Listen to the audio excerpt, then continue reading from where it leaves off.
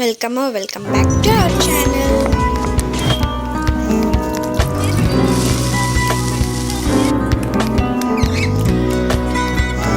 ಇವತ್ತಿನ ರೆಸಿಪಿ ಬಂದು ಸಮೋಸ ಆಗಿದೆ. ಫಸ್ಟ್ ಒಂದು ಬೇಷನಿಗೆ ಇಲ್ಲಿ ನಾನು ಗೋಧಿ ಹಿಟ್ಟನ್ನು ತಗೊಂಡಿದ್ದೀನಿ. ನೆಕ್ಸ್ಟ್ ಸ್ವಲ್ಪ ಮೈದಾ, ಇದರ ಜೊತೆಗೆ ಅಜ್ವೈನ್ ಮತ್ತು ಕ್ರಿಸ್ಪಿನೆಸ್ ಬರೋದಕ್ಕೆ 2 ಟೇಬಲ್ ಸ್ಪೂನ್ ತುಪ್ಪನ ಹಾಕ್ಕೊತಿದ್ದೀನಿ. ಸಾಲ್ಟು ಟೇಸ್ಟಿಗೆ ತಕ್ಕಾಗೆ ಮತ್ತು ನೀರು ಹಾಕ್ಕೊಂಡು ಸ್ವಲ್ಪನೇ ನೀರು ಹಾಕ್ಕೊಂಡು ಕಲಿಸ್ಕೊಬೇಕು.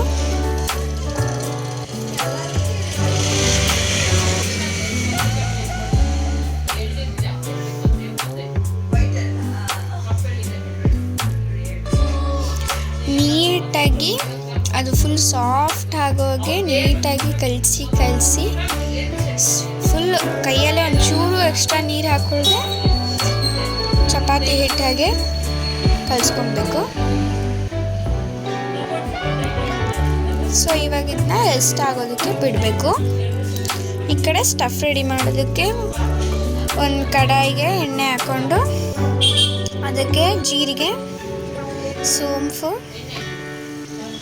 ಮತ್ತು ಧನಿಯಾನ ಸ್ವಲ್ಪ ಕ್ರಷ್ ಮಾಡಿಕೊಂಡು ಹಾಕ್ಕೊತಿದ್ದೇನೆ.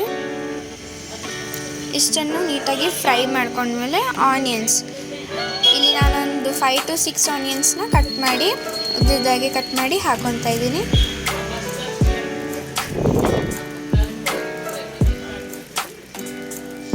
ಸೊ ಇವಾಗ ನೀಟಾಗೆಲ್ಲ ಮಿಕ್ಸ್ ಆದಮೇಲೆ ಸಾಲ್ಟ್ ಹಾಕ್ಕೊಬೇಕು, ರುಚಿಗೆ ತಕ್ಕಷ್ಟು ಹಾಕ್ಕೊಬೇಕು.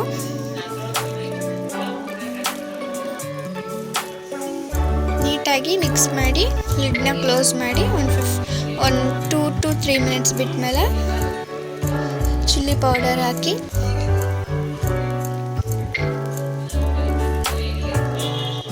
ನೀಟಾಗಿ ಮಿಕ್ಸ್ ಮಾಡ್ಕೊಬೇಕು.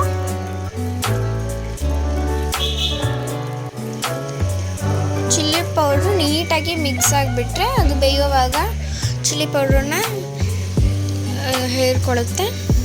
ಧನಿಯಾ ಪೌಡ್ರು, ಗರಂ ಮಸಾಲ ಹಾಗೂ ಟರ್ಮರಿಕ್ ಪೌಡ್ರನ್ನ ಹಾಕಿ ಸ್ವಲ್ಪ ಕೊತ್ತಂಬರಿನ ಹಾಕಿ ನೀಟಾಗಿ ಮಿಕ್ಸ್ ಮಾಡಬೇಕು.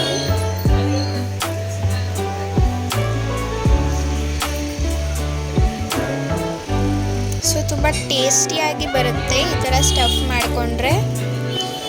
ಸೊ ಇಲ್ಲಿ ನಮ್ಮ ಸ್ಟಫ್ ರೆಡಿಯಾಗಿದೆ. ಇದಕ್ಕೆ ಸ್ವಲ್ಪ ಪೋಹಾ ಹಾಕ್ಕೋಬೇಕು.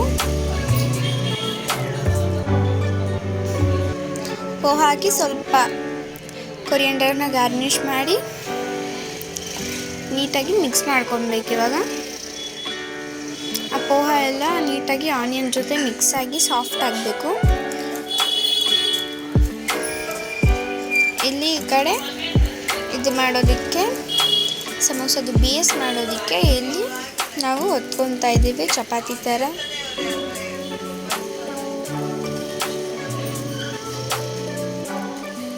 ಸೊ ಇಲ್ಲಿ ತುಂಬ ಈ ಥರ ತೆಳ್ಳಗೆ ಇರಬೇಕು. ಪ್ಯಾನ್ ಮೇಲೆ ಹಾಕ್ಕೊಂಡು ಫುಲ್ ಚಪಾತಿ ಥರ ರೋಸ್ಟ್ ಮಾಡ್ಕೊಬಾರ್ದು, ಜಸ್ಟ್ ಒಂದು ಸ್ವಲ್ಪ ಆ ಕಡೆ ಈ ಕಡೆ ಸ್ವಲ್ಪ ಗಟ್ಟಿ ಆಗುವಂಗೆ ಮಾತ್ರ ಇದನ್ನ ರೋಸ್ಟ್ ಮಾಡಬೇಕು. ಎಷ್ಟು ತೆಳ್ಳಗೆ ಒತ್ತಬೇಕಂದ್ರೆ ತುಂಬ ಎಷ್ಟಾಗುತ್ತೋ ಅಷ್ಟು ತೆಳ್ಳಗೆ ಒತ್ತಬೇಕು.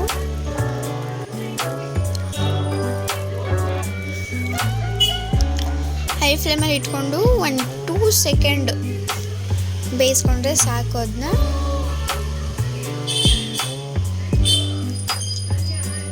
ಫೋಲ್ಡ್ ಮಾಡೋದಕ್ಕೆ ನೀಟಾಗಿ ಬರಬೇಕು ಅಂತ ಅಷ್ಟೇ. ಹಾಗೆ ಮಾಡಿದ್ರೆ ಅದೆಲ್ಲ ಪಚ ಅಂತಿರುತ್ತೆ, ಸೊ ಆಗಲ್ಲ. ಈ ಕಡೆ ಗಮ್ನ ರೆಡಿ ಮಾಡ್ಕೋಬೇಕು. ನಾವು ಒಂದು ಬೌಲಿಗೆ ಮೈದಾ ಹಿಟ್ಟು ತೊಗೊಂಡು ಅದಕ್ಕೆ ನೀರು ಹಾಕ್ಕೊಂಡು ನೀಟಾಗಿ ಮಿಕ್ಸ್ ಮಾಡಬೇಕು. ಒಂಚೂರು ಗಂಟಿಲ್ದಂಗೆ ಮಿಕ್ಸ್ ಮಾಡ್ಕೋಬೇಕು. ಅದನ್ನ ಗಮ್ಮು ಈ ಕನ್ಸಿಸ್ಟೆನ್ಸಿಲಿ ಇರಬೇಕು.